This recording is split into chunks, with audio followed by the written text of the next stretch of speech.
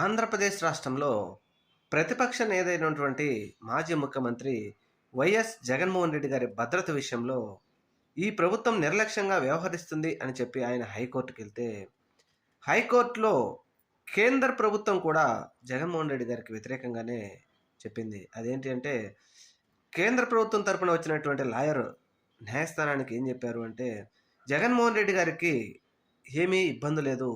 ఆయనకు ఏమీ ఇబ్బంది లేదంటూ మాకు ఇంటెలిజెన్స్ రిపోర్ట్ ఉంది. అందువలన సెక్యూరిటీ ఇవ్వాల్సిన అవసరం లేదు అంటూ న్యాయస్థానంలో చెప్పింది కేంద్ర ప్రభుత్వం తరపున వచ్చిన లాయర్.